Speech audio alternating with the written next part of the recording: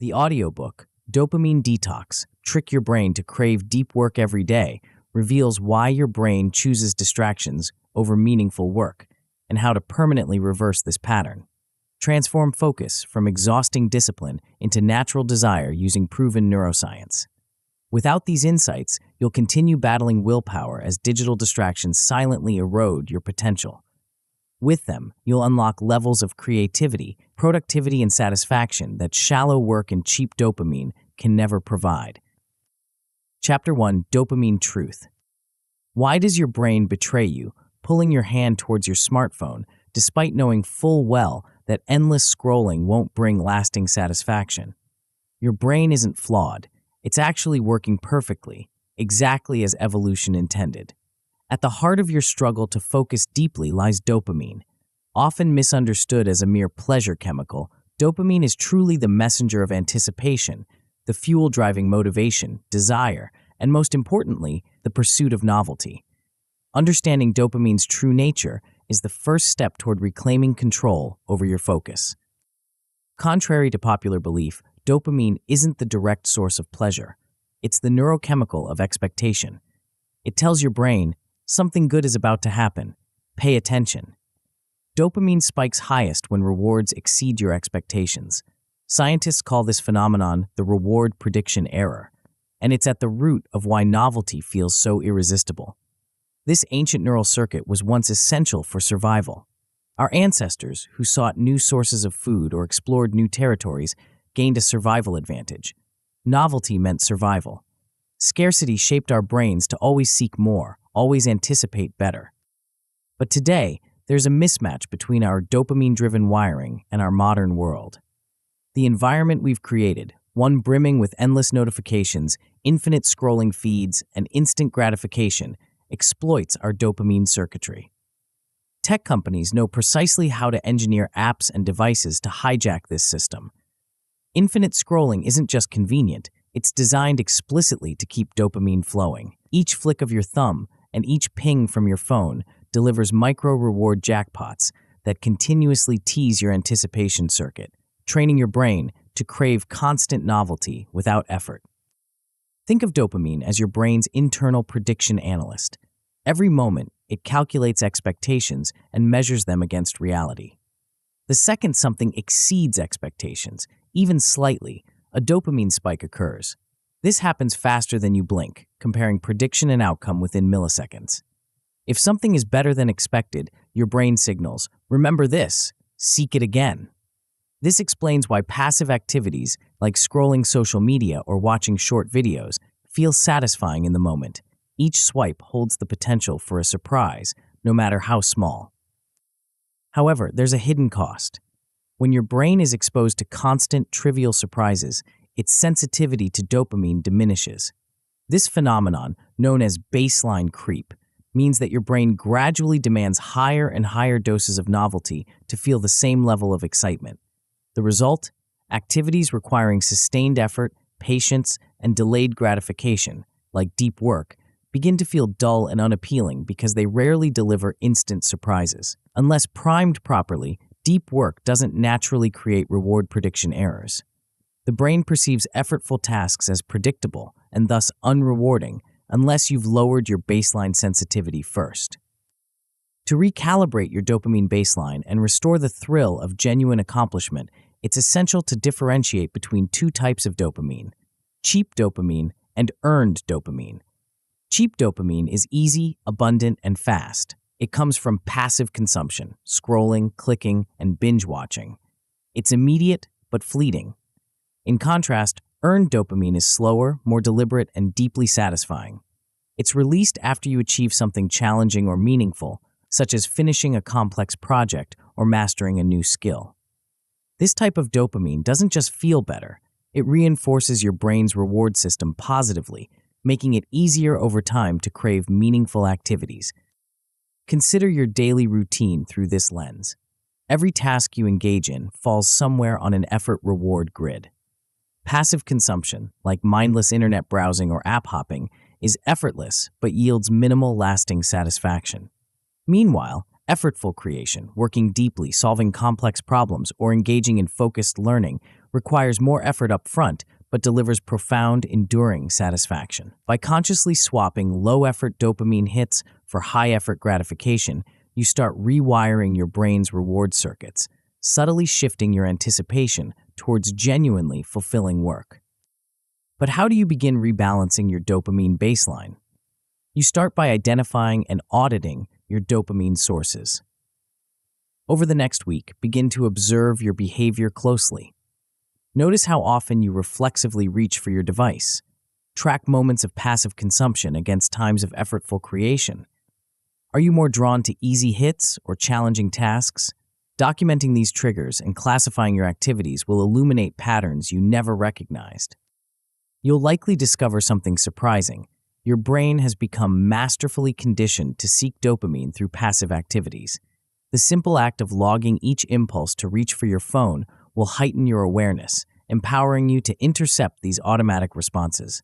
Soon, you'll begin feeling the first sparks of earned satisfaction, subtle yet unmistakably different from the fleeting pleasure of cheap dopamine. Once you've mapped your dopamine habits, it's time to introduce small but powerful interventions. Replace just one passive activity per day with a 10-minute session of focused, effortful work. It might feel challenging initially. Your brain might resist, craving quick hits. But after even a few attempts, you'll start noticing a shift. The satisfaction following genuine effort is distinct, quieter, deeper, more sustainable. These first small victories are critical. They serve as proof to your brain that rewarding outcomes don't always need to come quickly or easily. Gradually, you'll experience reduced restlessness, fewer impulses for task hopping, and diminished impatience. Your brain is beginning its journey back toward dopamine balance. As you continue this audit, you might notice that reducing excessive stimuli isn't just beneficial, it's necessary. By consciously limiting these constant streams of novelty, you'll begin to reset your dopamine baseline. Typically, this reset takes between 24 and 72 hours of deliberate stimulus reduction. You might feel an initial surge of restlessness, a strong urge to revert to old habits. But by understanding that this discomfort is a sign of dopamine recalibration, you can lean into it rather than resist it. Accepting this temporary discomfort accelerates your journey back to a healthier dopamine baseline. Recognizing the difference between cheap and earned dopamine transforms your daily choices. Soon, your preferences shift naturally toward high-effort, high-reward activities. What was once seen as challenging and undesirable becomes genuinely appealing because your brain relearns to anticipate satisfaction from meaningful achievements. However, dopamine management isn't a one-time adjustment. It requires ongoing awareness and intention. As you progress through this journey, the strategies you'll uncover in upcoming chapters, like understanding the dangers outlined in Overload Crisis and adopting techniques from the intriguing detox mindset, will deepen your command over dopamine's powerful influence. You'll soon be equipped not just to recalibrate dopamine levels, but to sustainably redirect your brain's anticipation circuits towards deep, rewarding work. But before diving into the next stage, remember this. Dopamine, when harnessed intentionally, isn't just about managing impulses, it's about rewiring your entire relationship with motivation and reward. The path ahead isn't merely a detox, it's a complete re-engineering of your mind's reward system, leading you towards sustained clarity, deeper satisfaction, and unmatched productivity. Yet, be warned, the journey isn't straightforward. A hidden crisis is silently draining your capacity to focus, one you'll need to confront head-on in the next chapter. Before we continue, make sure to subscribe to Grow to the Top and activate notifications to receive more self-improvement tips that will supercharge your growth. And make sure to give this video a thumbs up and share it with your friends. It really helps the channel grow. Thank you for your support. Chapter 2, Overload Crisis. Your phone buzzes, a notification appears. Without thinking, your hand reaches for it. This momentary distraction seems harmless, just a quick check. But in that split second, something profound happens in your brain. The task you were working on, that report, that creative project, that deep thinking, gets pushed aside. Your attention fragments. And when you try to return to your work, something feels different. the focus is gone, the flow is broken. This isn't just an occasional inconvenience. It's the signature of a silent epidemic sweeping through our cognitive landscape.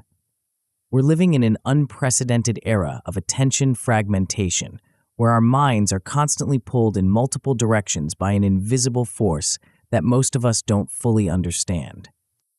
What exactly is happening to our attention? The answer lies in the architecture of modern technology, specifically in how it's designed to capture and hold our focus through a series of carefully engineered psychological triggers. Consider the humble notification. That small ping isn't just an alert, it's a sophisticated attention trap. App designers have borrowed principles directly from casino slot machines, implementing what psychologists call variable ratio reward schedules. Just as a slot machine pays out at unpredictable intervals to keep gamblers engaged, your apps deliver notifications at irregular times, creating a state of constant anticipation.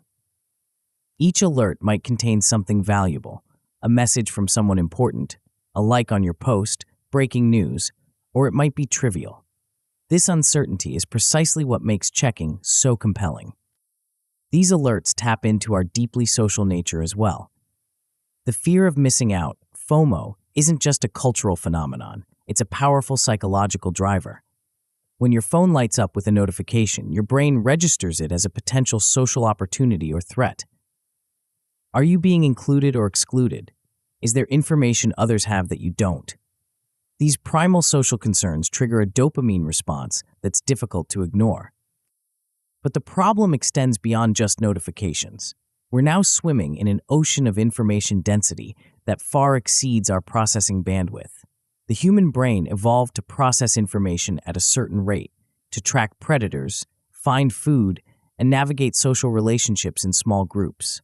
Today, we're bombarding that same neural architecture with data volumes it was never designed to handle. The result is cognitive overload, a state where our mental resources are stretched beyond capacity. This overload manifests in measurable ways. EEG studies reveal what happens in your brain during task switching, that moment when you jump from your work to check a notification and back again. Researchers have documented approximately a 40% rise in mental workload indices when participants juggle multiple tasks.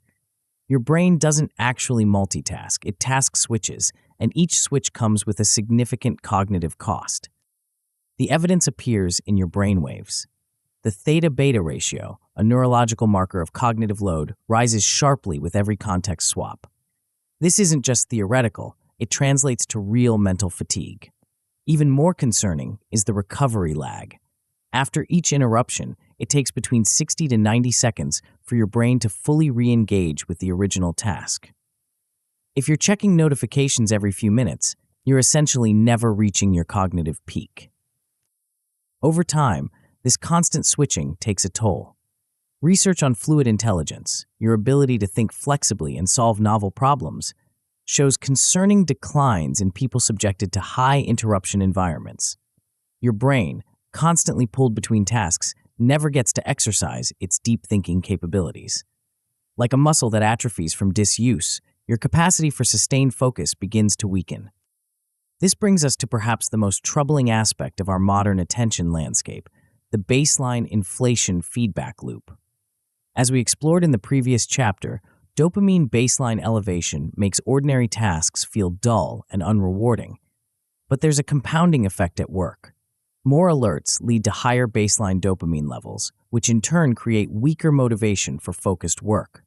This decreased motivation leads to more distraction seeking, generating even more alerts and notifications. It's a self-reinforcing cycle that gradually erodes your capacity for deep work. The result is what neuroscientists now call attention debt, a state of chronic mental fatigue where your brain is constantly operating at a deficit. Like financial debt that accrues interest, attention debt compounds over time. The more you borrow from your focus to pay the interest on distractions, the less cognitive capital you have available for meaningful work. A 2024 experiment revealed just how quickly this debt can be reversed. When researchers disabled push notifications for participants for just 1 week, They observed immediate reductions in attention shifts and significant improvements in working memory scores. The brain, freed from constant interruption, began to heal remarkably quickly. So how do we begin to address this crisis? The first step is awareness, recognizing the invisible forces fragmenting your attention. The next step is action, implementing strategic defenses against these forces. Start with a comprehensive ping audit. Most smartphones now include screen time analytics that track how many notifications you receive daily. The numbers are often shocking. Many people receive hundreds of alerts per day. Review these statistics and ask yourself, which of these truly deserve to interrupt your thought process? Which could wait for a designated check-in time? Once you've identified the sources of interruption, consider implementing batch communication windows. Instead of responding to messages as they arrive, designate specific times during the day for checking and responding to emails, messages, and social media. Create auto-response scripts that let others know when you'll be available, setting clear expectations while protecting your focus time. Your physical environment plays a crucial role too. Simple changes like placing your phone face down during work sessions can significantly reduce the temptation to check it. Some find that switching their phone display to grayscale diminishes its visual appeal, making it less likely to capture attention. These environmental cues serve as physical reminders of your commitment to focused work. Building what I call single-task muscle is another essential strategy. Like physical strength, focus is a capacity that grows with deliberate practice. The 15-minute sprint protocol offers a perfect starting point.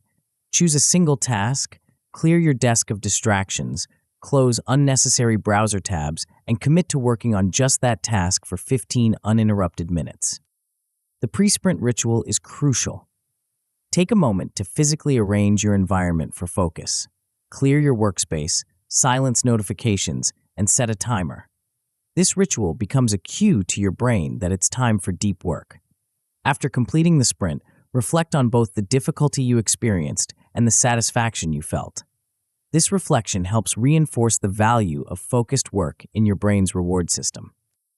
As your single-task muscle strengthens, you can gradually extend these sprints. Start with 15 minutes, then progress to 20, 25, and eventually longer periods. This progressive training approach respects your brain's current capacity while gently expanding it. The exercises at the end of this chapter provide a structured path to reclaiming your attention. First, commit to having your alerts by the end of the week, a challenging but achievable goal that forces you to evaluate which interruptions truly matter. Second, maintain a single-task diary to log your experience with distraction-free sprints, noting both the difficulty and satisfaction levels. This documentation makes your progress visible and reinforces your commitment. Finally, establish an evening shutdown ritual, a clear boundary between your connected day and your restorative night. Create a consistent routine that signals to your brain that the workday is complete and technology engagement is ending. This might include closing work applications, reviewing tomorrow's priorities, and physically putting devices away at least 1 hour before bed. These strategies represent your first line of defense against the attention crisis. They're practical steps you can implement immediately to begin reclaiming your cognitive resources. But they're just the beginning. As you progress in your dopamine detox journey, you'll need more than just tactical defenses. You'll need a fundamental shift in how you relate to distraction and focus. The path ahead requires more than just managing external triggers. It demands reshaping your internal relationship with boredom, discomfort, and delayed gratification. To truly overcome the overload crisis, you'll need to adopt what might seem counterintuitive at first, embracing the very state most people spend their lives avoiding. The next chapter reveals the surprising mindset shift that transforms temporary discomfort into your greatest ally on the path to deep work mastery. Detox mindset.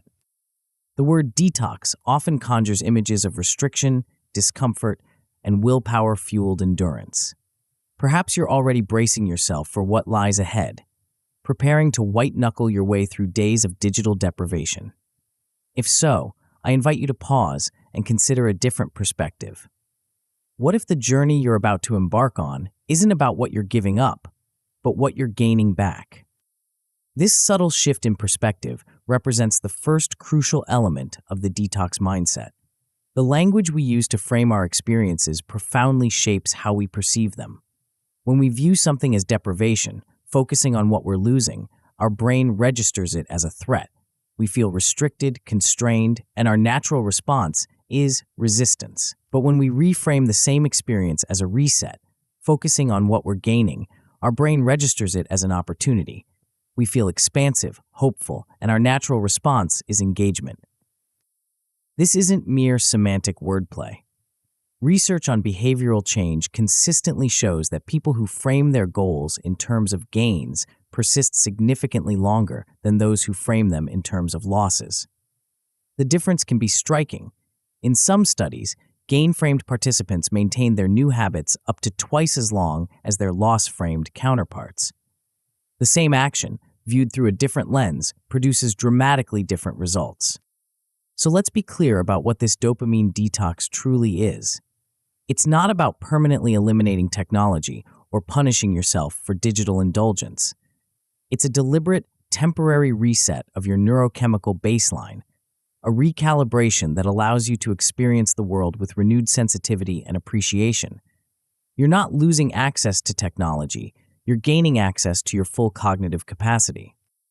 Setting appropriate expectations is another critical aspect of the detox mindset. Many people approach behavioral change with unrealistic expectations, setting themselves up for disappointment. They expect immediate transformation, constant motivation, and linear progress. When reality inevitably falls short of these expectations, they interpret it as failure and abandon their efforts. A more sustainable approach acknowledges that discomfort is not just normal, but necessary.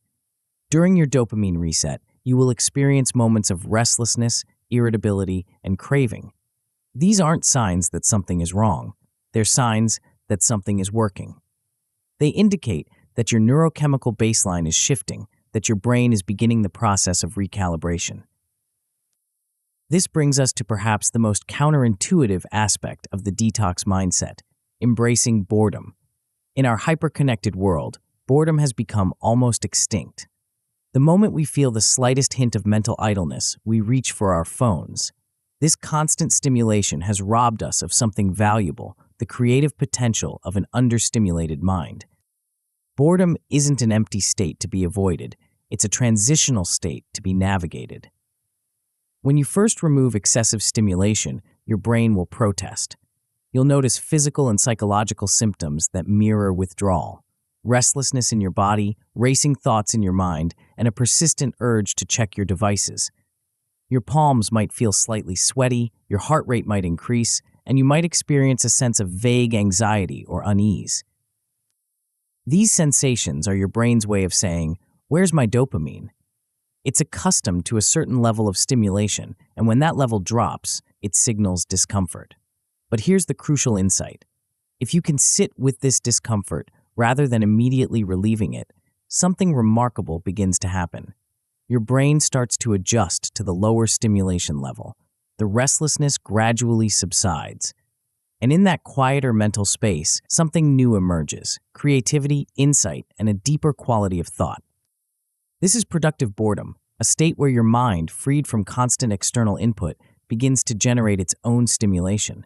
Ideas connect in unexpected ways. Problems that seemed intractable suddenly yield solutions. Your imagination, long suppressed by the noise of notifications and feeds, reawakens and reasserts itself. You can actively channel this boredom energy. When you feel the restlessness rising, rather than reaching for your phone, try reaching for a notebook instead. Let your mind wander and capture where it goes. You might be surprised by the insights that emerge when your brain isn't being constantly interrupted. Beyond reframing and embracing boredom, there's another powerful element of the detox mindset: identity-based change. Most people approach habit change by focusing on outcomes, what they want to achieve. But research suggests that the most durable changes occur when we focus on identity, who we want to become. When you say, I want to spend less time on my phone, you're expressing an outcome-based goal. It's external to your sense of self, which means it requires constant willpower to maintain. But when you say, I'm a deep worker, someone who values sustained focus and meaningful creation, you're expressing an identity-based goal. It's internal to your sense of self, which means it naturally guides your behavior without requiring constant, conscious effort. This identity shift doesn't happen through mere declaration. It develops through consistent action aligned with your desired identity, reinforced by environmental cues and social connections. Start by linking your focus practice to your core personal values. If you value excellence, remind yourself that deep work is the path to mastery in your field. If you value connection, remind yourself that being fully present with others requires the same attention muscles you're developing. Create environmental cues that reinforce your deep worker identity. This might be a dedicated workspace free from distractions, a specific notebook used only for focused work, or even a particular item of clothing that signals it's time to focus. These physical anchors help bridge the gap between your desired identity and your daily actions. Social reinforcement is equally powerful. Share your commitment with others who will support your journey. Join communities of like-minded individuals who value deep work. When your identity is reflected back to you through social interaction, it becomes more real and more compelling. As you progress in your dopamine reset, you'll inevitably encounter moments of intense craving, strong urges to check your phone, scroll through social media, or otherwise seek quick stimulation. These moments are critical junctures in your journey, and how you handle them will largely determine your success. Mindfulness offers a powerful approach to navigating these cravings without succumbing to them. The technique known as urge surfing has been shown to reduce relapse rates in various addictive behaviors by approximately 25%. The concept is simple but profound. Rather than fighting against your cravings or immediately giving in to them, you observe them with curious detachment, recognizing that they will rise and fall like waves if you simply allow them to. The practice involves 3 steps: notice, name, and navigate. First, you notice the craving as it arises, paying attention to the physical sensations and thoughts that accompany it. Where do you feel it in your body? What thoughts are running through your mind? Second, you name the experience. This is craving, or I'm noticing an urge to check my phone. This simple labeling creates a small but crucial space between you and the experience. Third, you navigate the wave by staying present with the sensation without acting on it, perhaps using your breath as an anchor. As you practice this technique, you'll discover something surprising. Cravings are temporary. They intensify, peak, and then subside, typically within a matter of minutes. By riding out these waves rather than immediately responding to them, you gradually weaken the automatic connection between feeling an urge and acting on it. Your capacity for what psychologists call response inhibition, the ability to pause between stimulus and response, grows stronger. To further reinforce your detox mindset, consider developing personal mental scripts and affirmations. These aren't generic positive statements, but specific, meaningful declarations that align with your deep worker identity and values. Write a first-person credo that articulates your commitment to focused work and the values it serves. Read this credo daily, perhaps in the morning when you're setting your intentions for the day, and again after lunch when attention often flags. Visualization complements these verbal affirmations. Take a few minutes each day to vividly imagine your future-focused self, the person you're becoming through this practice. See yourself engaged in deep, meaningful work, fully absorbed and flowing. Feel the satisfaction and sense of accomplishment that comes from this state. By repeatedly activating these neural patterns, you make them more accessible and more likely to manifest in your actual behavior. The exercises at the end of this chapter provide concrete ways to implement these mindset shifts. The boredom window exercise, intentionally doing nothing for 30 minutes, may seem simple, but many find it surprisingly challenging. It's a direct confrontation with the discomfort that drives much of our distracted behavior. The deep worker statement exercise helps you articulate and internalize your new identity. And the urge surf log builds your capacity to observe and navigate cravings without automatically acting on them. As you develop this detox mindset, reframing your experience as a reset rather than deprivation, embracing productive boredom, building an identity-based approach, practicing mindfulness during cravings, and reinforcing your commitment through mental scripts, you're laying the essential foundation for lasting change. Without this foundation, even the most carefully designed protocols will eventually crumble against the powerful forces of habit and immediate gratification. With your mindset properly aligned, you're now ready to take the next step, implementing the structured protocols that will systematically reset your dopamine baseline and revitalize your capacity for deep work. But be warned, what lies ahead isn't just a simple set of rules to follow. It's a carefully calibrated system designed to work with your brain's natural rhythms, one that might challenge everything you thought you knew about productivity and focus. Chapter 4. Reset Protocols. The word protocol might sound clinical, even rigid, a set of strict rules to follow without deviation. But think of the protocols I'm about to share, not as constraints, but as pathways, carefully mapped routes that lead to a specific destination. Just as a pilot follows a pre-flight checklist, not because they lack creativity, but because certain sequences ensure optimal outcomes, these reset protocols provide a structured approach to recalibrating your dopamine system. What makes these protocols powerful isn't just what they include, but how they're designed.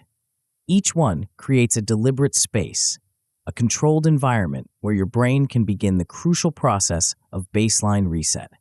Without this structure, most attempts at digital detox become haphazard experiments that end prematurely when withdrawal symptoms peak. Let's begin with a fundamental question. How deep do you want to go? The answer depends on your current relationship with technology, your experience with focused attention, and your immediate goals. This is why I've developed a tiered approach that meets you where you are while providing a clear path forward. The 24-hour quick reset serves as an accessible entry point, ideal for first-timers and skeptics who want to test the waters before committing to more extensive protocols. This one-day digital sabbatical creates just enough space to experience the initial stages of dopamine recalibration without overwhelming your system.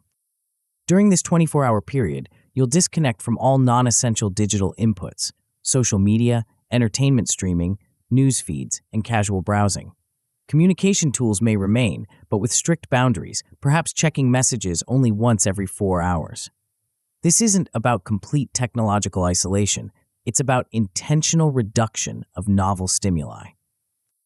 What can you expect during these 24 hours? The withdrawal curve typically follows a predictable pattern. In the first 2 to 4 hours, you might notice mild restlessness, an almost unconscious reaching for your phone, followed by a moment of remembering your commitment. Hours 5 to 8 often bring peak discomfort, stronger urges to check devices, difficulty concentrating on alternatives, and possibly irritability or anxiety. This is your brain registering the absence of expected dopamine hits. The encouraging news is that hours 9 to 16 usually show the beginning of adaptation. The intensity of cravings begins to diminish, and you might experience moments of unusual mental clarity or creative thinking. By hours 17-24, many report a noticeable shift in perception. Colors seem more vibrant, conversations more engaging, and simple activities more satisfying. This isn't imaginary, it's your dopamine receptors beginning to resensitize. For those who've experienced the benefits of a 24-hour reset and want to incorporate regular recalibration into their lives, the weekly mini-fast offers an elegant solution. This 5-hour block, strategically placed within your week, serves as maintenance for your dopamine system, preventing baseline creep without requiring frequent full-day detoxes. The key to making this weekly practice sustainable is embedding it naturally within your existing schedule. Many find that Sunday mornings or weekday evenings work well, but the specific timing matters less than consistency. What you do during these hours matters too. Rather than viewing this time as merely the absence of technology, Fill it with activities that provide alternative forms of engagement: outdoor exploration, creative projects, deep reading, or meaningful conversations. These complementary activities aren't just placeholders, they're active ingredients in the reset process. They help redirect your attention while providing different forms of satisfaction that don't rely on rapid-fire novelty. Over time, these activities become associated with the refreshed mental state that follows your mini-fast, creating a positive reinforcement loop. For those ready to experience a more profound reset, the quarterly extended fast offers a 2 to 3 day immersion that can produce lasting shifts in attention patterns and motivation. Research suggests that these longer periods of digital abstinence can improve cognitive performance measures like Stroop task accuracy, a measure of selective attention, by as much as 17%, even a week after the detox period ends. The extended protocol requires more thorough preparation. Set up auto-replies for emails and messages, informing contacts of your unavailability. Consider logistics carefully. Remove social apps from your phone, use website blockers on your computer, and possibly enlist someone to change your passwords temporarily. The goal is to create enough friction that unconscious checking behaviors are interrupted before they begin. Psychological preparation is equally important. Anticipate that the second day often brings the most intense withdrawal symptoms. Having support, whether a friend doing the protocol with you or simply someone who understands what you're attempting, can make the difference between completing the full reset and abandoning it midway. Regardless of which protocol you choose, proper preparation significantly increases your chances of success. One particularly effective strategy is making a public declaration of your intentions. Tell friends, family, or colleagues when your detox will begin and end. This creates external accountability and leverages our natural desire for consistency. Once we've stated an intention publicly, we're more likely to follow through. Another crucial preparation step is clearing digital landmines, those frictionless access points that can trigger automatic usage. Log out of apps rather than staying perpetually signed in. Remove shortcuts from your home screen. Consider offloading but not deleting particularly tempting apps so they require reinstallation to use. These small barriers introduce just enough pause to allow your conscious intentions to override automatic behaviors. When the protocol begins, you'll likely experience a range of withdrawal sensations. Understanding the timeline of these experiences helps you navigate them without unnecessary alarm. The physical sensations might include restlessness, fidgeting, and even mild anxiety symptoms like increased heart rate or shallow breathing. Mentally, you might notice racing thoughts, difficulty concentrating, or unusual boredom. These sensations aren't signs of failure. They're evidence that the reset is working. Your brain, accustomed to constant stimulation, is registering the change and signaling discomfort. This discomfort is temporary and navigable with the right tools. Movement serves as one of the most effective coping mechanisms during withdrawal. A brisk walk, stretching session, or any physical activity helps discharge the restless energy that builds during dopamine recalibration. Microjournaling, capturing your thoughts and sensations in brief written notes, creates awareness of the process and often reveals insights about your relationship with technology. Staying hydrated supports overall brain function during this transition period. Perhaps the most overlooked aspect of successful reset protocols is the reintroduction phase. Many people complete a detox only to immediately return to previous usage patterns, effectively erasing their progress. A controlled reintroduction gives you the opportunity to rebuild your digital environment with intention rather than defaulting to old habits. The value ladder provides a framework for this process. After your reset period, rank your apps and digital tools based on their genuine impact on your life. Consider 3 primary criteria. Utility: does this tool solve a real problem? Creativity: does it enable me to create rather than merely consume? And connection: does it foster meaningful relationships? This evaluation often reveals surprising insights about which digital tools truly enhance your life versus those that primarily drain attention. Once you've created this ranked list, commit to reinstating only your top 3 tools for the first 72 hours after your reset. This creates a buffer period where you can observe how each reintroduced element affects your newly reset baseline. Pay attention to how you feel before, during, and after using each tool. Does it leave you energized or depleted, focused or scattered? These observations help you make conscious decisions about your ongoing digital diet. How will you know if your reset has been successful? While there's no single definitive measure, several indicators can help you gauge effectiveness. Compare your ability to maintain focus before and after the protocol. Can you work deeply for longer periods? Do you notice increased clarity of thought or creative insights? Many also find value in tracking digital well-being metrics provided by most smartphones, which quantify changes in usage patterns. The exercises at the end of this chapter help you implement these protocols with clarity and purpose. The protocol picker guides you to select and schedule the appropriate reset for your current situation.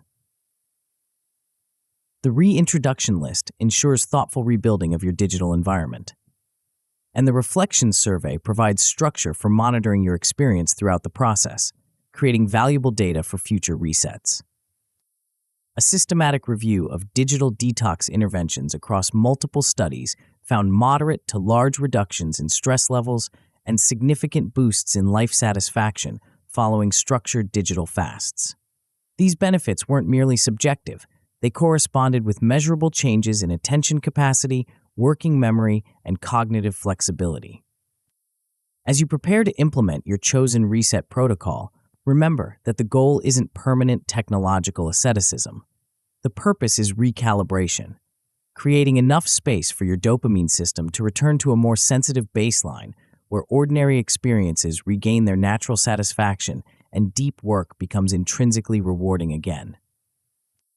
With your dopamine system reset, you'll be ready for the next critical phase of your journey. But resetting is only half the equation. Once your baseline has been lowered, you'll need to redirect your brain's powerful anticipation circuits toward meaningful work rather than shallow stimulation. The next chapter reveals a counterintuitive approach to rewiring your cravings, one that doesn't fight against your brain's reward system, but works with it in ways you might never have imagined. Chapter 5. Craving Rewire. Have you ever noticed that the anticipation of checking your phone can feel more compelling than the actual content you find there? That the moment before you refresh your email might be more exciting than reading the messages themselves? This isn't coincidental. It's the signature of a neurological mechanism that shapes virtually every aspect of human motivation, one that holds the key to transforming your relationship with deep work. What if you could harness this same anticipatory energy, the very force that currently pulls you toward distraction, and redirect it toward focused, meaningful work? What if the sight of your workspace, your notebook, or your project files could trigger the same eager anticipation that currently accompanies the ping of a notification? This is the essence of Craving Rewire, not fighting against your brain's reward system, but strategically redirecting it. To understand how this works, we need to look more closely at the nature of dopamine release. Contrary to popular belief, dopamine's primary surge doesn't occur during the experience of pleasure itself. Instead, it spikes in anticipation of reward. This predictive quality is what makes dopamine such a powerful driver of behavior. It doesn't just reward us for what feels good, it motivates us to pursue what we expect will feel good. This anticipatory mechanism is centered in the ventral tegmental area, VTA, of your brain, which monitors predictions about upcoming rewards. When you see a cue that has previously been associated with a reward, like the notification symbol on your phone, dopamine neurons in the VTA fire, creating that familiar sense of anticipation and the urge to act. App designers understand this mechanism intuitively. They've engineered their products to hijack your anticipatory circuits through carefully crafted cues: the red notification dot, the pull to refresh gesture, the like counter. Each of these triggers has become associated with potential reward, causing dopamine to spike at their mere appearance. This spike creates the craving that drives the checking behavior, often before you're even consciously aware of it. But here's the crucial insight. These associations aren't fixed. The same neural machinery that currently links digital cues to dopamine release can be rewired to create new associations. Through deliberate practice, you can train your brain to release dopamine in anticipation of deep work rather than shallow distraction. The first step in this rewiring process is making deep work cues more salient in your environment. Visual priming is particularly effective. Creating a single-click shortcut to your most important project file ensures that initiating meaningful work requires less effort than opening a social media app. The lower the friction to start, the more likely your brain is to choose that path when seeking stimulation. Environmental anchors further strengthen these new associations. A specific lamp that you only turn on during focus sessions, a particular soundtrack that plays exclusively during deep work, or even a special pen you use only for important thinking. These dedicated cues, when consistently paired with focused attention, gradually become triggers for anticipatory dopamine. To accelerate this rewiring process, you need to systematically map your current cue trigger patterns. External cues are often easier to identify. Notification dots, idle browser tabs, or the mere sight of your phone can trigger automatic checking behaviors. But internal cues can be equally powerful. Feelings of anxiety, uncertainty, or even slight boredom often precede reaching for digital distraction. Once you've identified these triggers, you can design specific replacement routines. The 2-minute rule offers a practical approach. When you notice the urge to check a device, immediately switch to a predefined microtask related to your deep work instead.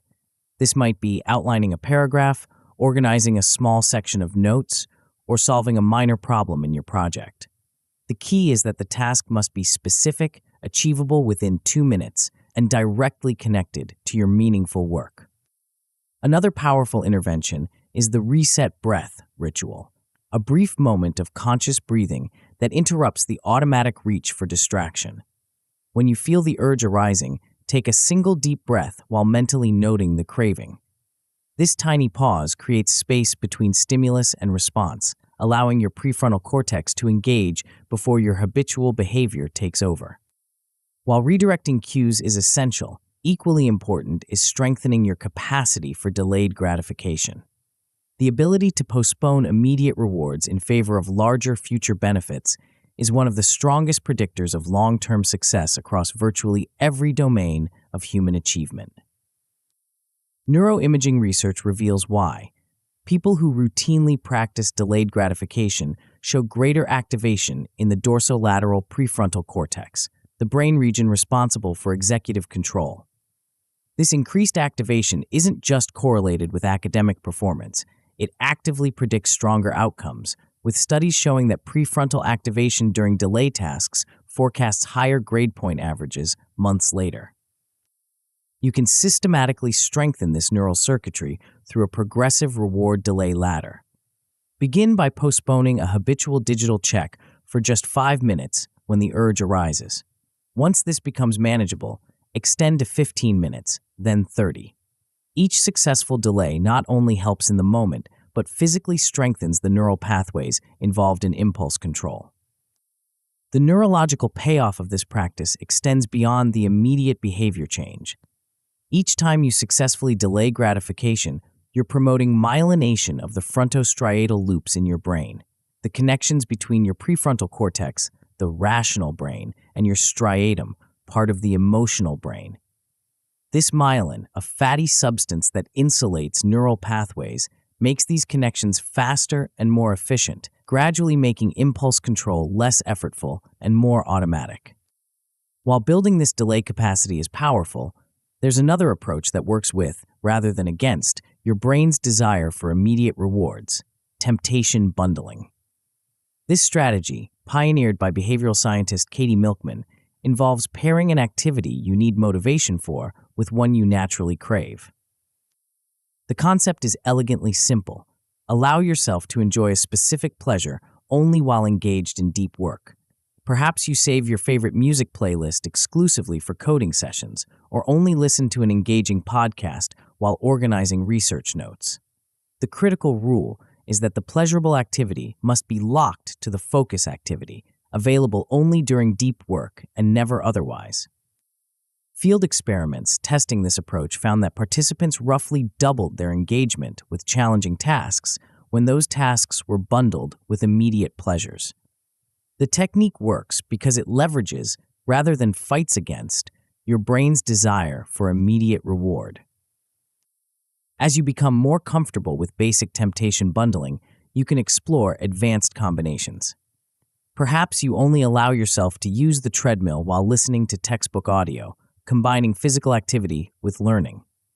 Or maybe you recreate your favorite cafe's soundtrack exclusively during writing sessions, associating the pleasurable atmosphere with productive output. Implementing these rewiring strategies requires structure and tracking. A weekly cue swap tracker helps you document which distraction triggers you've successfully redirected and which still need attention. A 30-day delay ladder calendar provides visual reinforcement as you progressively extend your capacity for postponing gratification. It's also important to prepare for inevitable challenges. Craving spikes, periods of intensified urges, are normal, especially during stress or fatigue. Having a predefined relapse protocol prevents a momentary lapse from becoming a complete abandonment of your rewiring efforts. This might include a specific reset ritual, a self-compassion statement, and immediate re-engagement with your intended behavior. The exercises at the end of this chapter provide concrete starting points for implementing these strategies. The cue swap drill helps you practice identifying and immediately redirecting habitual distraction cues.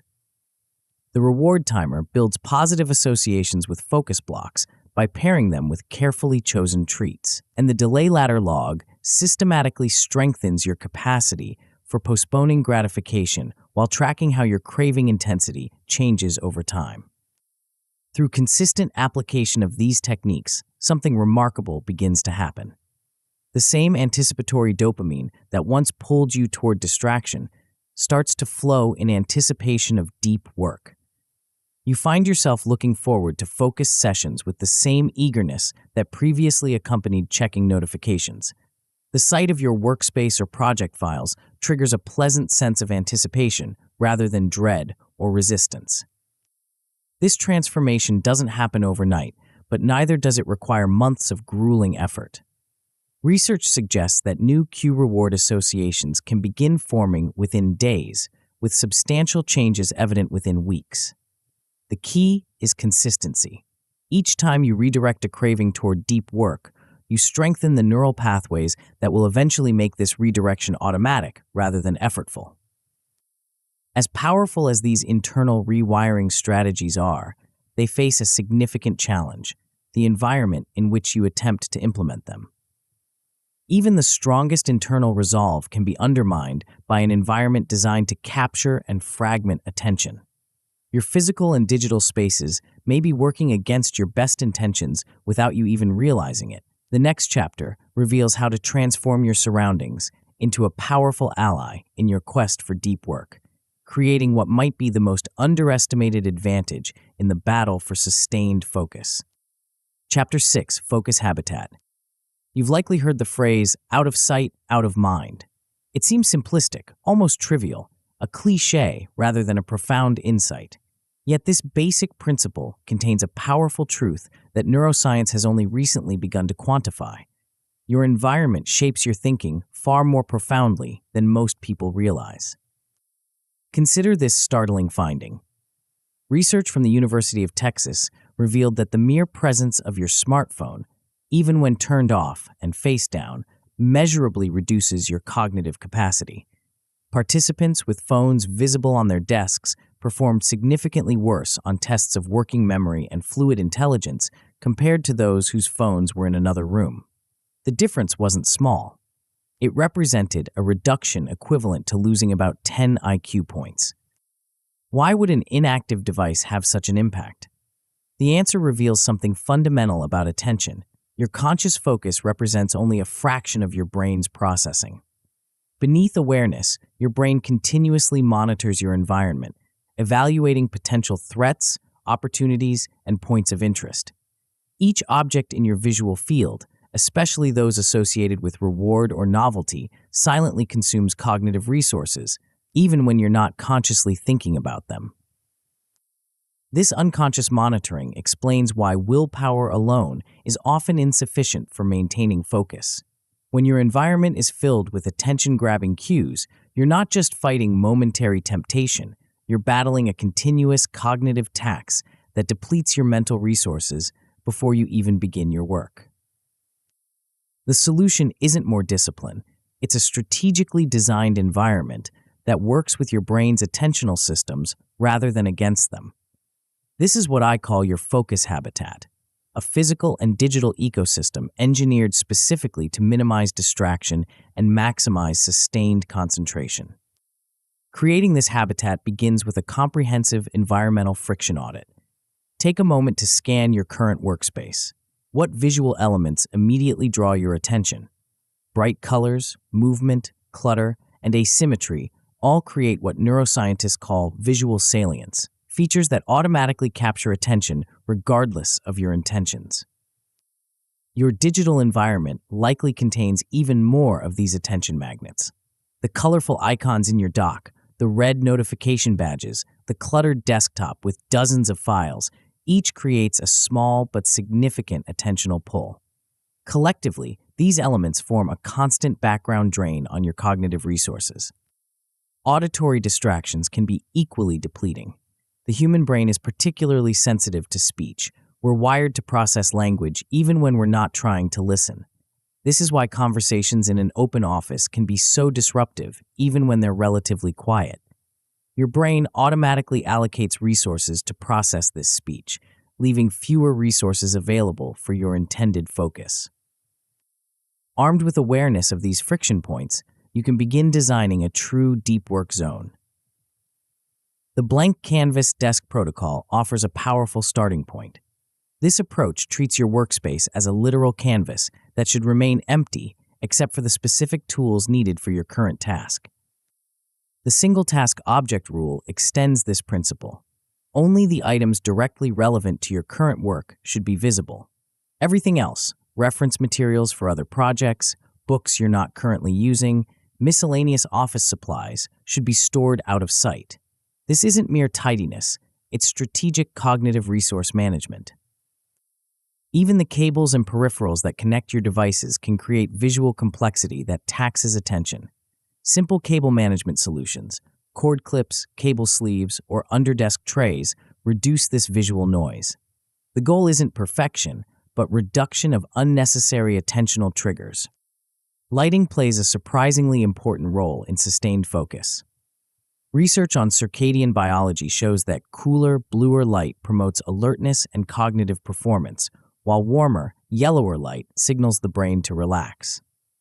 For deep work, position yourself near natural light when possible, or use adjustable temperature lighting that can be set to cooler tones during intensive work periods. Perhaps the most critical aspect of your focus habitat is what I call digital habitat hardening, creating deliberate barriers between yourself and your most distracting devices. Phone exile strategies represent the front line of this defense. The far drawer method, placing your phone in another room entirely, has been shown to significantly improve cognitive performance compared to having it within reach, even when turned off. For those who need more structured boundaries, timed lockboxes provide a physical barrier with a predetermined release schedule. These simple devices allow you to lock away your phone for a set period, removing both the temptation to check it and the cognitive load of resisting that temptation. Software minimalism extends this principle to your computer environment. Full-screen applications eliminate the visual distraction of other windows, browser tabs, and notification centers. Many writing and coding applications now offer distraction-free modes that strip away menus, toolbars, and other interface elements, leaving only your work visible. Browser container tabs represent another powerful tool for digital focus. These specialized browser extensions create isolated environments for different projects or types of work, preventing the tab proliferation that often leads to distraction. When you open your work container, only work-related sites and tabs are accessible, social media and other distractions remain segregated in their own containers. While minimizing distraction is essential, equally important is creating deliberate spaces for attention recovery. The human brain isn't designed to maintain focused concentration indefinitely. It requires periodic restoration to function optimally. Nature micro-break corners, small areas with plants, natural materials, or views of outdoor spaces provide powerful cognitive refreshment. Research in environmental psychology shows that even brief exposure to natural elements can replenish directed attention. A small plant on your desk, a nature photograph, or a window view can serve as a micro-restoration point during brief breaks from intensive focus. Movement triggers are another key component of attention recovery. Standing desk converters, under-desk cycles, or simply a set of stretch bands kept within reach encourage periodic physical activity.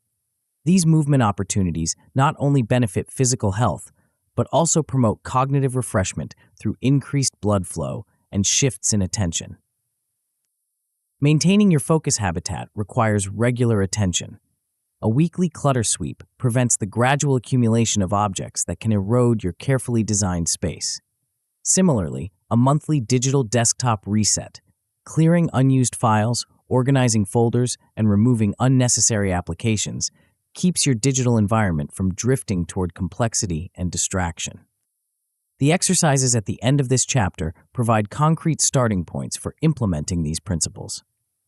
The Desk Diet Challenge invites you to strip your workspace to only task-critical items, then note the difference in mental clarity before and after this intervention.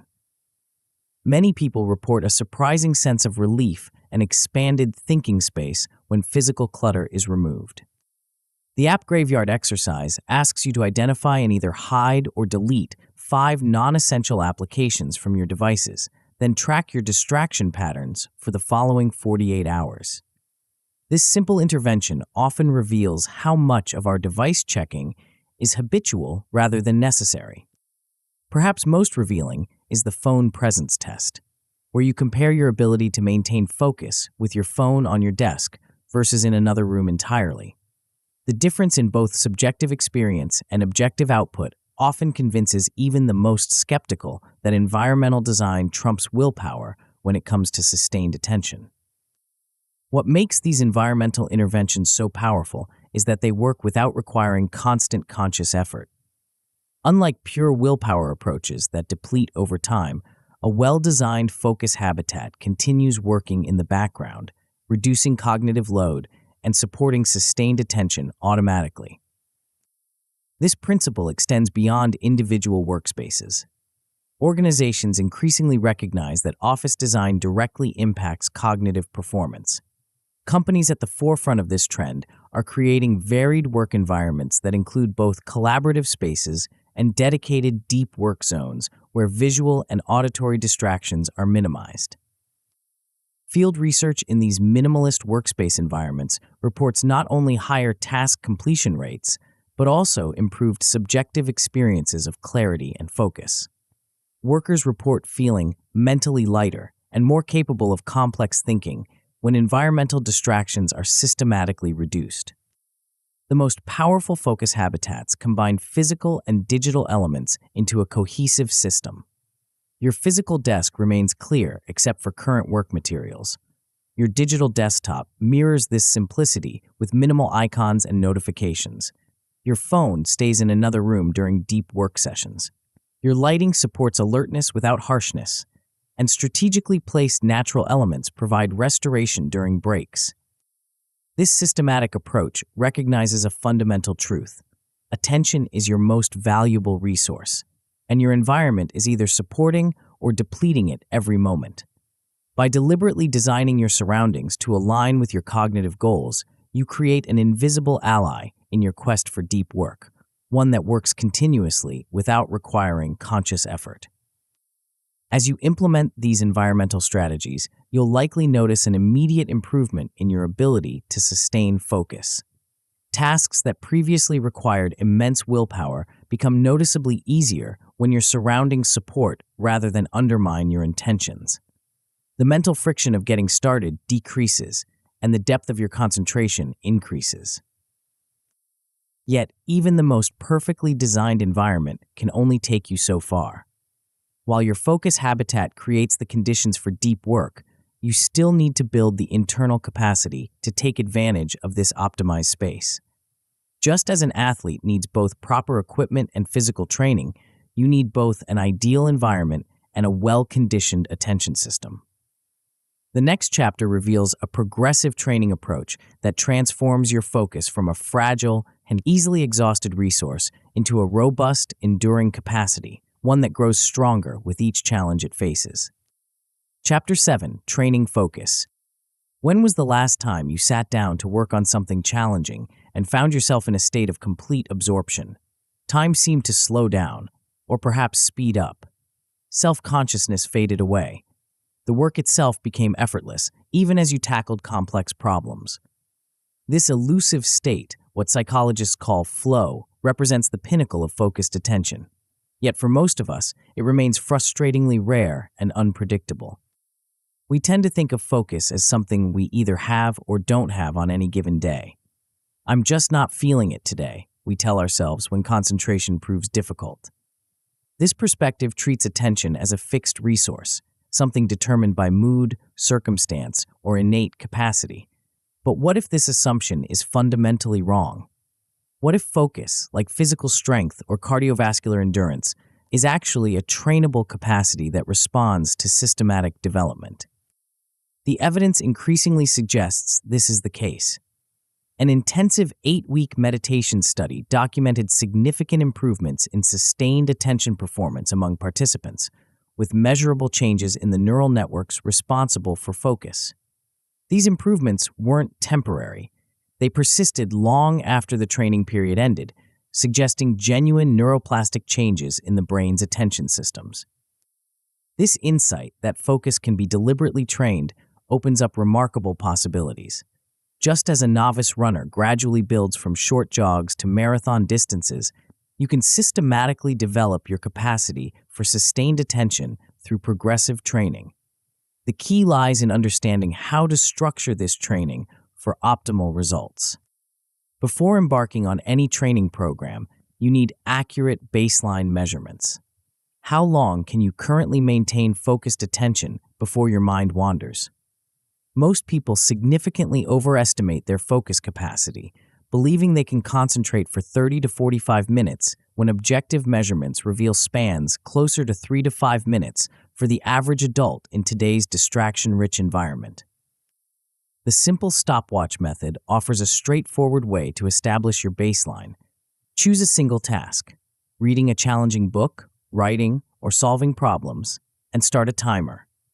The moment you notice your mind has wandered, not when you bring it back, but when you first notice the wandering, stop the timer. Repeat this process several times over a few days to establish your average focus duration.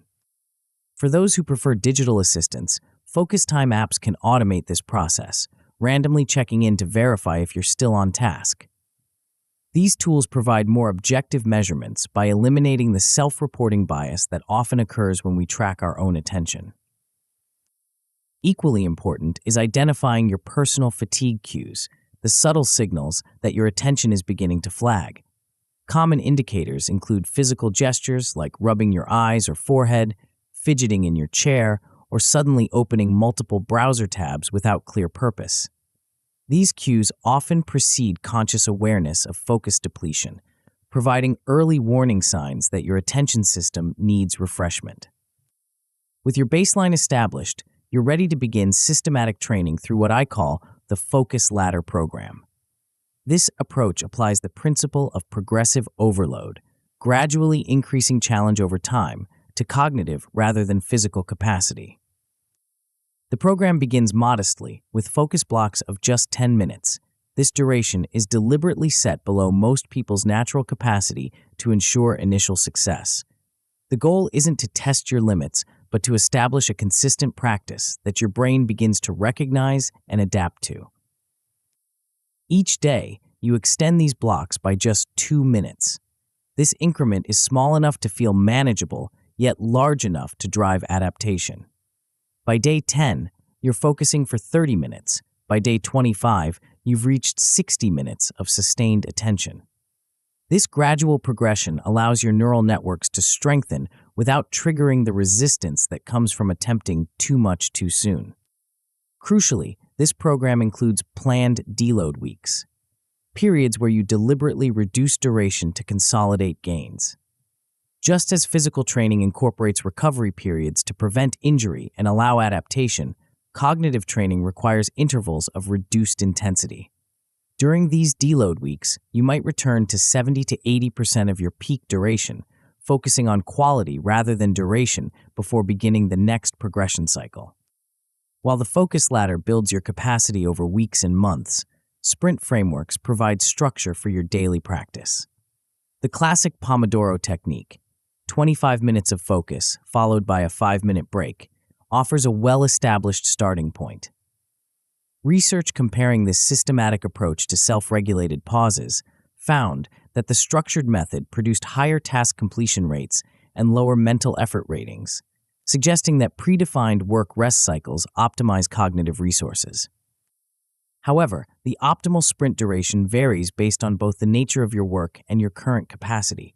Creative work, writing, design, conceptual thinking, often benefits from longer, uninterrupted periods to allow ideas to connect and develop.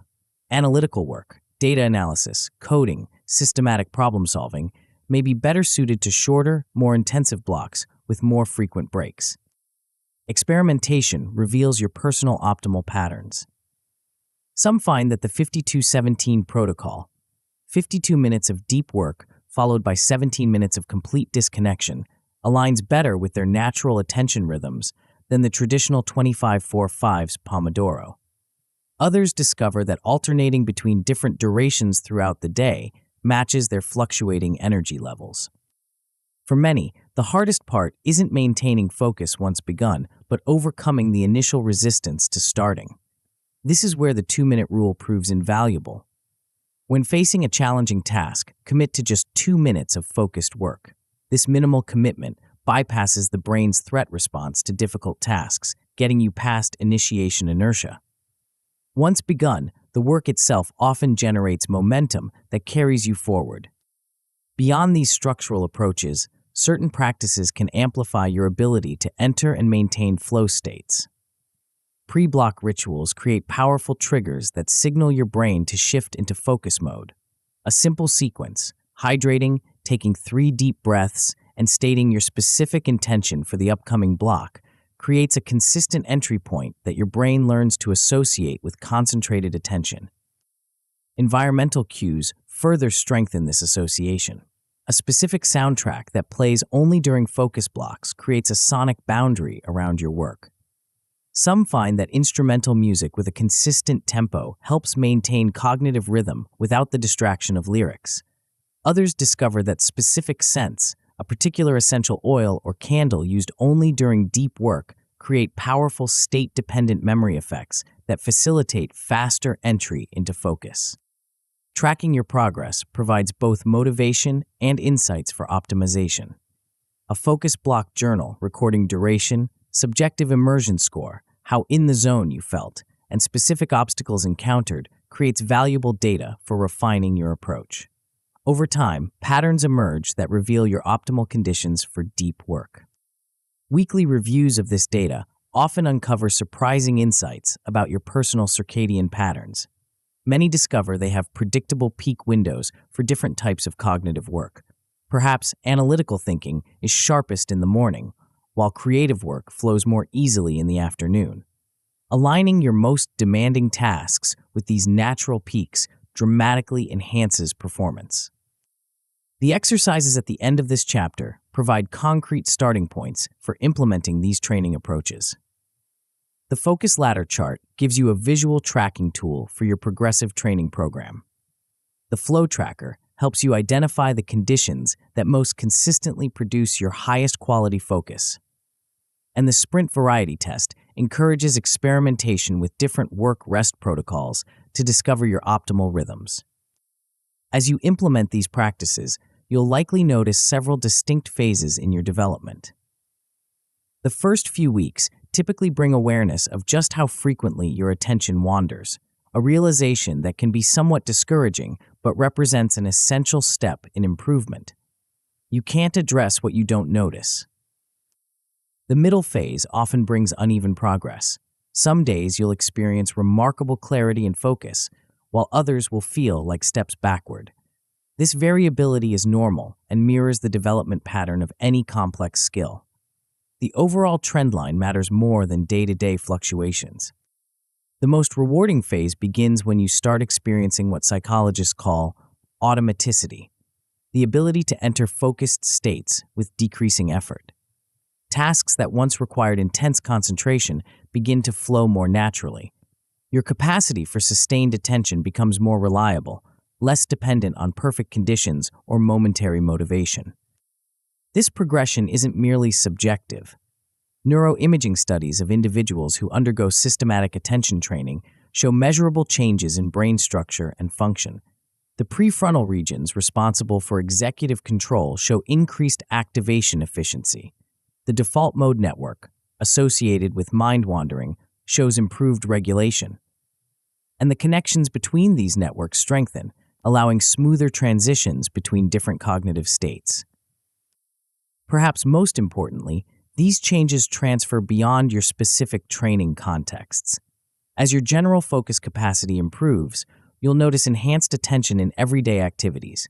Conversations become more engaging, reading more absorbing, and even routine tasks more satisfying as you bring fuller presence to each moment. The approach outlined in this chapter treats focus not as a fixed trait, but as a dynamic capacity that responds to deliberate practice. Through progressive overload, structured sprints, initiation techniques, state amplifiers, and systematic tracking, you can transform your relationship with attention from one of scarcity and struggle to one of abundance and ease. Yet, even as your focus muscle strengthens, you may notice something curious. Some days, the work flows effortlessly, while on others, similar efforts feel like pushing a boulder uphill. This variability points to a hidden dimension of sustained productivity, one that goes beyond technique to touch something more fundamental about human motivation.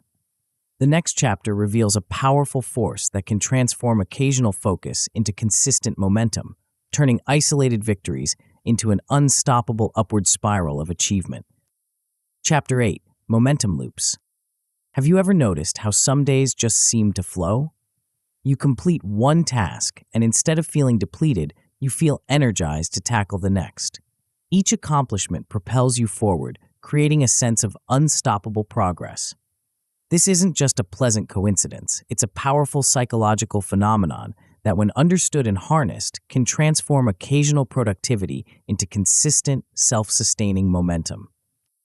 Most people experience these productive streaks as random occurrences, happy accidents that arrive and depart without pattern or predictability. But what if you could deliberately engineer these momentum states? What if you could create a system where each completed deep work session makes the next one more likely, easier, and more rewarding? This is the essence of momentum loops, carefully designed feedback cycles that convert the completion of challenging work into fuel for future effort. When properly structured, these loops create a self-reinforcing spiral where motivation becomes increasingly internal and automatic rather than forced or externally driven. To understand how momentum loops work, we need to first examine what happens in your brain when you complete a challenging task. Contrary to what many believe, the most significant dopamine release doesn't occur during the work itself.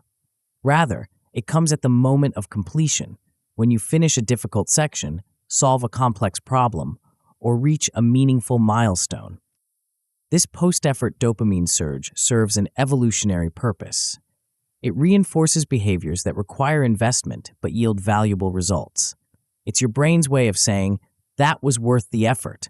Let's remember to do more of this." This delayed reward system is what makes deep work potentially addictive in a positive sense, but only if we make the reward signal strong enough to compete with the immediate hits from shallow activities. The key insight is that this completion-triggered dopamine release isn't fixed. It can be amplified through conscious reflection. When you take a moment to acknowledge what you've accomplished, You essentially double dip in the reward, creating a stronger neural association between effort and satisfaction. This is why reflection isn't just a nice philosophical practice. It's a neurochemical amplifier that strengthens the very circuits that drive sustained motivation. Victory journaling provides a structured approach to this reflection process. The end-of-day 3 wins ritual is deceptively simple. Before ending your workday, write down 3 specific accomplishments related to your deep work practice. These don't need to be monumental achievements. Completing a difficult analysis, maintaining focus for a planned duration, or solving a technical problem all qualify as wins worth recording. The power of this practice comes from its specificity. Rather than vaguely acknowledging that you had a productive day, you're creating distinct memory markers of specific achievements. Each of these markers triggers its own small dopamine release, reinforcing the neural pathways associated with focused work. This journaling practice becomes even more powerful when you explicitly link these small daily wins to your larger goals and values. A completed section of writing isn't just words on a page, it's a step toward becoming the author you aspire to be. A solved technical problem isn't just a fixed bug, it's evidence of your growing mastery in your field. These connections between daily actions and identity-level aspirations create multiple layers of meaning and motivation. While victory journaling captures the power of reflection, streak psychology harnesses our innate response to unbroken chains of achievement. A comprehensive meta-analysis by the American Psychological Association found that frequently monitoring progress significantly increases the likelihood of goal achievement. This effect becomes even stronger when that monitoring takes a visual form that highlights consecutive successes. The psychology behind this is fascinating. When we can visually track an unbroken chain of successful days, we develop what researchers call streak maintenance motivation, a powerful desire to avoid breaking the chain. This motivation often exceeds our original motivation for the activity itself. We may begin a habit because we value its outcomes, but we continue it because we don't want to break our streak. This phenomenon explains why digital products from language learning apps to fitness trackers prominently display day streaks. Research by consumer psychologist Jackie Silverman found that users who could see their streak counts showed significantly higher re-engagement rates than those who couldn't, even when the underlying activity was identical. You can leverage this psychological tendency by creating visible tracking systems for your deep work practice. A simple wall calendar where you mark an X for each day you complete your target number of focus blocks creates a powerful visual incentive to maintain consistency. As the chain of X's grows, your motivation to preserve it grows proportionally. However, streak psychology has a potential dark side, the what the hell effect that occurs when a streak is broken. Research shows that once a perfect chain is interrupted, motivation often plummets dramatically, sometimes leading to complete abandonment of the habit. To prevent this demotivating effect, build strategic flexibility into your tracking system through buffer days or forgiveness tokens, planned exceptions that preserve the psychological continuity of your streak even when life inevitably interrupts your ideal routine. The specific design of your habit tracking system matters less than its visibility and consistency. Some prefer the tactile satisfaction of a paper calendar with bold X's marking successful days. Others find digital apps more convenient, especially those that provide additional metrics and visualizations. Still others benefit from Kanban-style boards that physically move tasks from to-do to done columns, creating a visual representation of progress. Whatever format you choose, focus on tracking metrics that directly support deep work. Completed focus blocks, distraction-free hours, or meaningful project milestones. Avoid the temptation to track too many variables, which can dilute attention and create unnecessary complexity. The most effective tracking systems are simple enough to maintain consistently, but detailed enough to provide meaningful feedback. As your momentum builds through daily tracking, you can further amplify its effects through structured reflection at longer intervals. Weekly reviews provide an opportunity to step back from daily details and observe larger patterns. Set aside 15 to 30 minutes at the end of each week to celebrate your accumulated wins. Refine your approach based on what you've learned, and recommit to your practice for the coming week. This weekly ritual serves multiple purposes. It consolidates the learning from your daily experiences, prevents small deviations from becoming permanent derailments, and refreshes your connection to the deeper purpose behind your work. The simple act of acknowledging, "I completed 15 focus blocks this week," creates a sense of accomplishment that fuels continued effort. Quarterly milestone reviews extend this reflection process to an even longer time frame, allowing you to recognize substantial progress that might be invisible in day-to-day work. These reviews are ideal opportunities for public sharing, whether with a mentor, peer group, or broader audience. Research consistently shows that public commitment increases follow-through, particularly when that commitment includes specific achievements rather than vague intentions. The exercises at the end of this chapter provide concrete starting points for implementing these momentum-building practices. The Victory Log Challenge establishes the daily reflection habit that amplifies your completion-triggered dopamine release. The chain calendar creates the visual tracking system that harnesses streak psychology to drive consistency. And the momentum audit helps you quantify the motivational boost that develops as your streaks build, providing objective evidence of your growing momentum. As you implement these practices, you'll likely notice several distinct phases in your experience. The first week or two requires deliberate effort. You'll need to consciously remember to record your wins and update your tracking system. This initial investment might feel like additional work rather than a source of momentum. But as you continue, something remarkable begins to happen. The act of recording your accomplishments becomes rewarding in itself. Checking off a completed focus block or adding another X to your calendar creates a small but distinct pleasure. You begin to look forward to these moments of acknowledgement, creating a positive anticipation that makes starting your next deep work session easier. By the third or fourth week, the momentum effect becomes unmistakable. You'll find yourself naturally drawn to your deep work practice, not from external pressure or even conscious discipline, but from an internal sense of anticipated satisfaction. The prospect of adding another successful day to your streak becomes a genuine motivator, often strong enough to overcome the initial resistance to difficult tasks. This transition from extrinsically motivated discipline to intrinsically rewarding practice represents the true power of momentum loops. You're no longer pushing yourself to do deep work. You're being pulled toward it by the very reward systems that once drove distraction. The dopamine that previously flowed toward quick, shallow hits now flows toward meaningful accomplishment and the satisfaction of consistent progress. A particularly powerful aspect of momentum loops is their cumulative nature. Each day of successful practice not only maintains your current motivation, but slightly increases your baseline for the next day. Small wins stack into medium wins, which eventually compound into major achievements. This progressive accumulation creates a sense of forward motion that becomes increasingly self-sustaining. The research supporting this approach is compelling. The APA meta-analysis mentioned earlier found that progress monitoring increased goal achievement across diverse domains, from health behaviors to academic performance to professional development.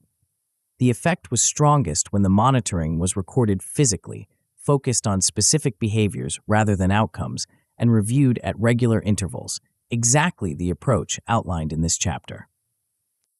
By systematically implementing victory journaling, streak tracking, and structured reflection, you're not just recording your progress, you're actively engineering a psychological environment where deep work becomes increasingly rewarding and automatic. Each completed session strengthens the neural pathways that associate focus with satisfaction, gradually rewiring your motivation system toward meaningful achievement rather than momentary distraction. This rewiring represents perhaps the most sustainable approach to behavioral change. Rather than relying on willpower, a notoriously limited resource. You're creating a system where the desired behavior becomes self-reinforcing. The momentum you build doesn't require constant conscious effort to maintain.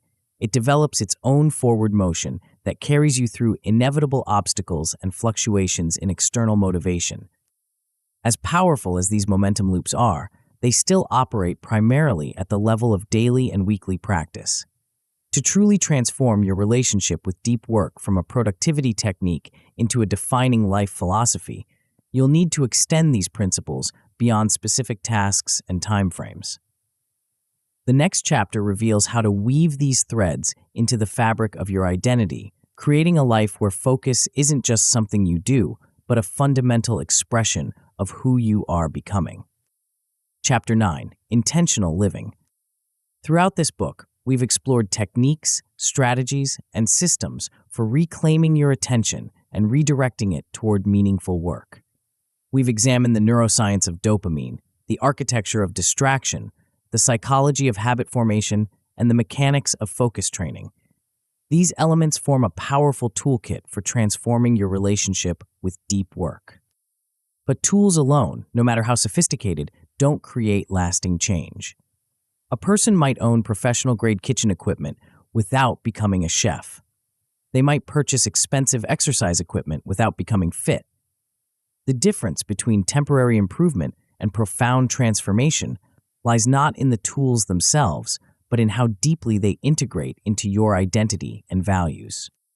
This final chapter addresses the most important question of all: how do you transform these practices from something you do into something you are? How do you move from occasionally implementing focus techniques to embodying a life of intentional attention? The answer begins with clarity about what truly matters to you. Values mapping provides the foundation for this clarity. Unlike goals, which are specific outcomes you want to achieve, values are the qualities of action you want to embody regardless of outcome. They represent your deepest answers to the question, what kind of person do I want to be? Take a moment to reflect on the 5 values that most resonate with your authentic self. These might include excellence, creativity, connection, contribution, growth, integrity, or countless other possibilities. The specific values matter less than their authenticity. They must genuinely reflect what you care about, not what you think you should care about. Guided journaling prompts can help surface these core values. Consider questions like, what would I spend my time doing if money were no object? When have I felt most alive and fulfilled? What do I want to be remembered for? The patterns in your answers reveal what truly matters to you beneath surface-level desires and social expectations. Once you've identified your core values, the next step is explicitly linking your deep work projects to these values. This connection transforms motivation from extrinsic to intrinsic. You're no longer working on a project because you have to, but because doing so expresses who you are and what you care about most deeply. Research from university values clarification interventions demonstrates the power of this approach. When students connected their academic work to their personal values through structured reflection exercises, their voluntary study hours increased by nearly 30% over a semester compared to control groups. The work itself didn't change, but its meaning did, and that made all the difference in their motivation and persistence. This values-aligned approach forms the foundation of what I call your life operating system, a coherent framework that guides your decisions and actions across all domains. Rather than pursuing scattered goals that pull you in different directions, consider adopting an annual theme that provides unified direction for your year. This theme might be a single word or phrase that captures your focus for the coming months: depth, mastery, connection, or creative output. The specificity of the theme matters less than its ability to serve as a decision filter, helping you determine which opportunities align with your current direction and which, despite their appeal, would disperse your energy. Within this thematic framework, keystone habits serve as daily anchors for your intentional identity. These are specific practices, like your morning focus block or evening reflection ritual, that reinforce your commitment to deep work, not just as a productivity technique, but as an expression of your values. Each time you engage in these keystone habits, you're not just completing tasks, you're reinforcing who you are becoming. Even with strong values alignment and keystone habits, the modern environment constantly pulls toward distraction and dopamine overload. This reality necessitates regular recalibration through what I call the quarterly reset protocol, scheduled 48-hour periods of digital disconnection that prevent baseline creep and maintain your sensitivity to deeper rewards. These quarterly resets aren't merely extended versions of the protocols described in Chapter 4. They're opportunities for both detox and renewal. By stepping away from the constant stream of digital input, you create space not just for dopamine recalibration, but for deeper reflection on your direction and alignment. The logistics of these quarterly retreats require thoughtful planning. Consider locations that support both disconnection and reflection, perhaps a cabin in nature, a retreat center, or even a hotel room without Wi-Fi. Prepare auto-replies for emails and messages, informing contacts of your unavailability. Bring analog tools for thinking and creating, notebooks, books, art supplies, or whatever supports your particular form of deep work. The psychological staging is equally important. Enter the reset with specific questions or themes to explore during your disconnected time. Perhaps you want to evaluate your progress on key projects, reconsider your approach to certain challenges, or simply create space for new insights to emerge. Having this focus prevents the reset from becoming merely an absence of digital input. It becomes a presence of intentional thought. A comprehensive review of digital detox retreats reports that participants experience lasting reductions in tech craving for up to 6 months following a structured disconnection period. This finding suggests that quarterly resets aren't merely temporary breaks, but interventions that can create sustained shifts in your relationship with technology and attention. Between these quarterly resets, implement anti-creep safeguards to prevent gradual regression to old patterns. A monthly digital well-being review provides a structured opportunity to evaluate your technology usage patterns. Most smartphones now include screen time analytics that reveal not just how much you use your device, but how that usage is distributed across different categories of apps. These metrics offer objective feedback about whether your actual behavior aligns with your intended relationship with technology. Accountability partnerships and mastermind groups provide social reinforcement for your commitment to intentional living. Meeting regularly with others who share similar values, even if their specific work differs from yours, creates a community of practice that normalizes deep work in a culture that increasingly treats distraction as the default.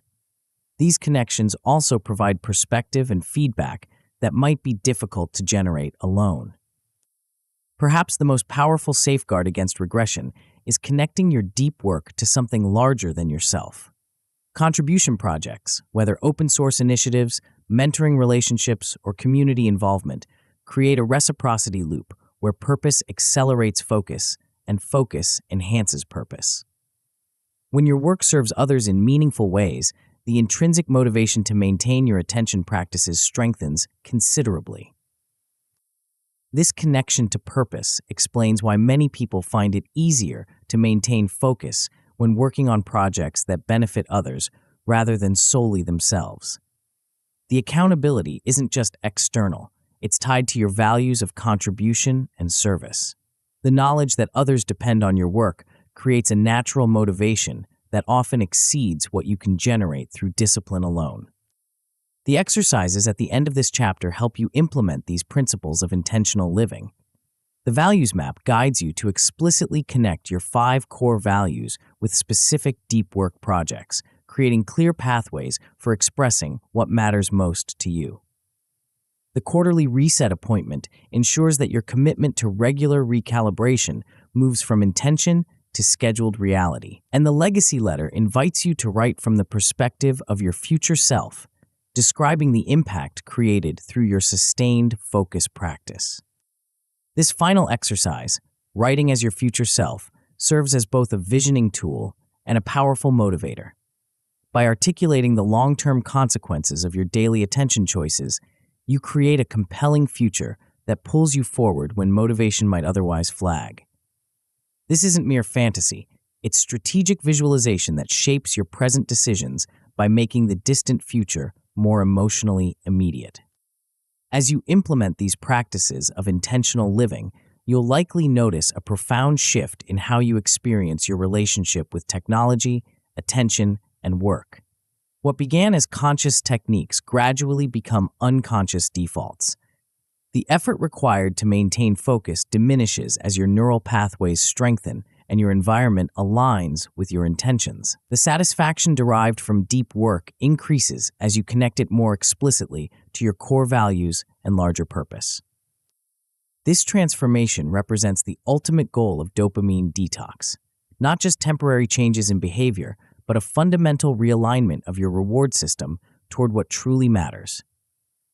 When your dopamine flows most strongly in response to meaningful achievement rather than shallow distraction, you've reclaimed not just your attention, but your agency in determining what deserves that attention. The journey described in this book isn't a straight line, but a spiral, one that revisits similar themes at progressively deeper levels of understanding and implementation. You'll likely cycle through periods of strong alignment, followed by drift, requiring renewed commitment to your practices.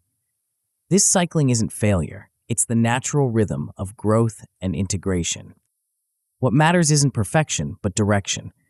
Each time you notice drift and consciously return to your practices, you strengthen the neural pathways that support intentional living. Each reset, whether daily, weekly, or quarterly, refines your sensitivity to what truly matters. Each aligned project deepens your capacity for meaningful work and contribution. The ultimate measure of success isn't how perfectly you implement these techniques, but how your life changes as a result of them. Do you find yourself more present with the people you care about? More engaged with the work that matters to you? More satisfied with how you're investing your limited time and attention? These outcomes represent the true value of the practices we've explored. In a world increasingly engineered to capture and monetize attention, the ability to direct your focus intentionally represents perhaps the most valuable skill you can develop. It's the foundation for everything else you might want to achieve or become. Without it, even the most brilliant ideas remain unrealized, the most important relationships undeveloped, the most meaningful contributions unmade. By reclaiming your attention through the practices in this book, you're not just becoming more productive, you're reclaiming your autonomy in determining what deserves your precious cognitive resources. You're asserting that your attention belongs not to the highest bidder or the loudest notification, but to what you've thoughtfully determined matters most. This reclamation isn't just personal, it's part of a larger cultural conversation about our relationship with technology and attention. Each person who chooses intentional focus over reactive distraction contributes to a shift in social norms. Each example of deep work and meaningful contribution demonstrates an alternative to the fragmented attention that increasingly characterizes modern life. As you move forward from these pages, remember that the practices described here aren't ends in themselves, but means to a more fundamental goal, living with intention rather than by default.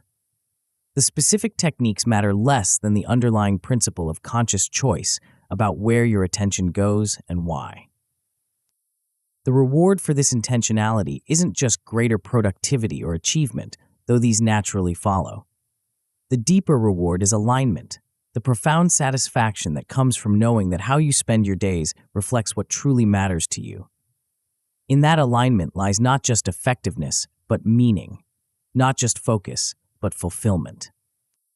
The capacity for deep work isn't just a professional asset, it's a gateway to a particular quality of life, one characterized by presence rather than distraction, by creation rather than consumption, by contribution rather than mere accumulation. By developing this capacity, you're not just changing how you work, you're changing how you live. And perhaps that's the most powerful insight of all, that the quality of your attention determines, to a great extent, the quality of your life. By choosing to direct that attention with intention and purpose, you're choosing not just what you do, but who you become. In that choice lies the ultimate power of the dopamine detox, not just to trick your brain into craving deep work, but to align your entire being with what matters most. Yet even with mastery of your attention, you may notice something still missing: a framework to ensure your focused efforts consistently compound rather than scatter. The systems you build around your newfound focus ultimately determine whether your deep work translates into meaningful progress or remains isolated islands of productivity. This is where the true leverage lies, in creating automated processes that transform your focused attention into unstoppable momentum, eliminating the need to rely on motivation or willpower day after day. For the complete blueprint to building these self-sustaining systems, continue your transformation journey with the audiobook Small Actions, Infinite Results. Create systems, not goals. Tap the center of the video now to continue your transformation journey.